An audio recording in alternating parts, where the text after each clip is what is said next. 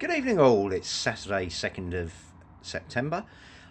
Tonight, I'm going to give you my opinion on the UKIP leadership event. Now, I've been told that I shouldn't really be commenting on this by the London Regional Secretary Andy Beadle on Twitter because he said I've left the party, so I don't have a say. Well, yeah, you've probably got a point there, Andy, but at the same time, why did you let David Souter, a member who left the party under disgrace, into the hustings last week? So if David Souter's got something to say, then I think that with a number of my friends that I've still got in UKIP, then I should have a say as well. So let's look at who the candidates are after the dropouts this week. So I'll start with the one who the media are saying is the most divisive. That's Anne-Marie Waters. Now, I've met Anne-Marie on a number of occasions. I've been to a couple of events where she spoke. I don't always necessarily agree with what she says on the Islamist extremism problem, although I agree with the vast majority of what she says. But I defend her right to say it. And as I say, she's done more research on this than most people, and she makes some very, very good points. Now, she has put out a manifesto for the whole party. I like Anne-Marie, but I wouldn't vote for her, and there's two main reasons. One is I don't totally agree with the stuff she's put forward on an economic basis. I'm much more of a free marketeer, whereas you can see her Labour roots in what's been put down there.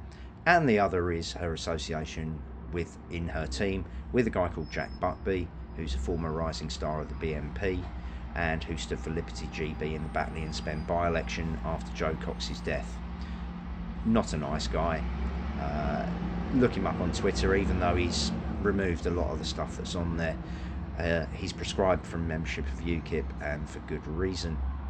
So we'll then look at the next candidate, which is Henry Bolton. Henry's on my Facebook friends list, but I've got to say, I've not met him.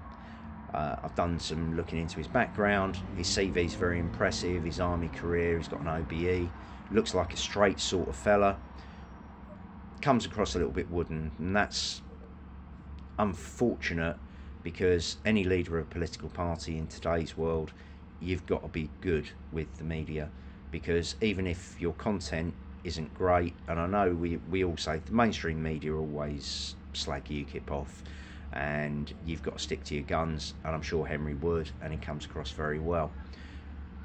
But at the same time, the image side of things, it's very, very big out there. So I think he's a strong candidate, and I think from what I've seen of him, he would do a solid job, but solid isn't good enough to pull you back from the brink. So then we've got Peter Whittle, the deputy leader under Paul Nuttall. Now, I've known Peter since 2013. He was a massive help to us when I was chairman of the UKIP Hillingdon branch.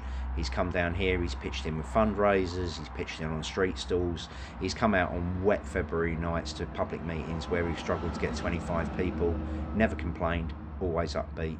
A lot of time for Peter, brilliant with the media, because let's face it, his background is in the media, it's a safe pair of hands, he knows how to handle that kind of thing, he doesn't get flustered. My only concern with Peter, and I have actually said this to him, is because he's been at the top of the party, he's been associating with people who, in my previous video, I said are an issue and need to be got rid of.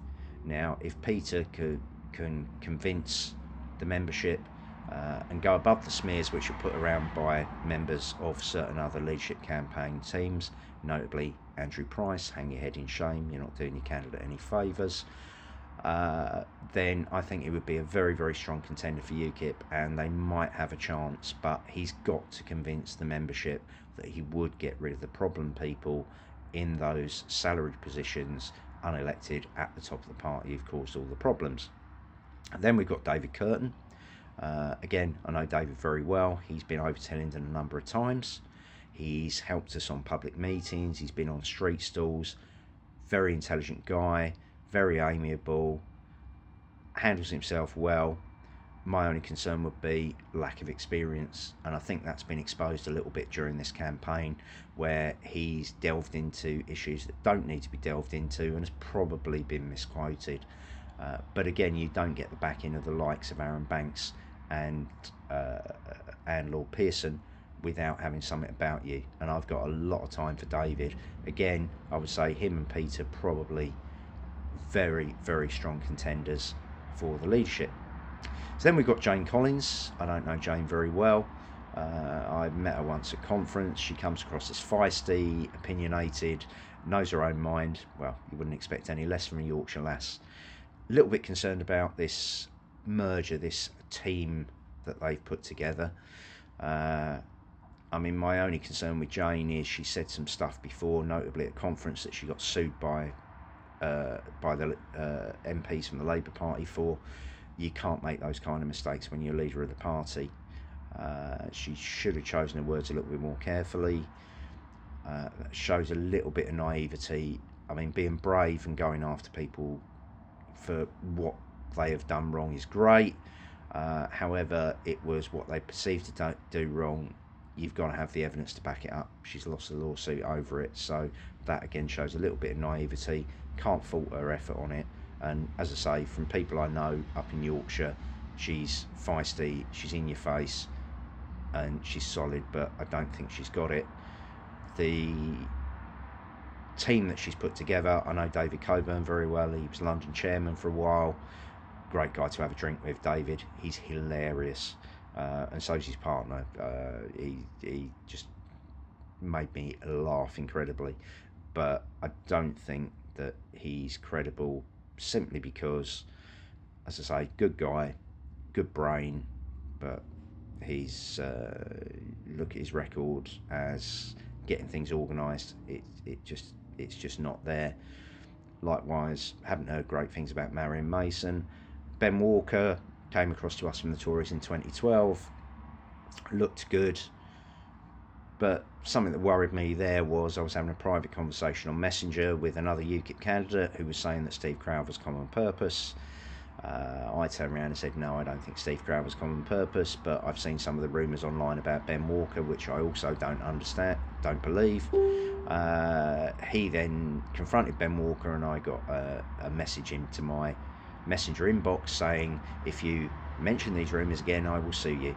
Well, I'm sorry, you can't have that kind of a thick skin. Why not just phone me up and say, what have you heard? You know, that to me.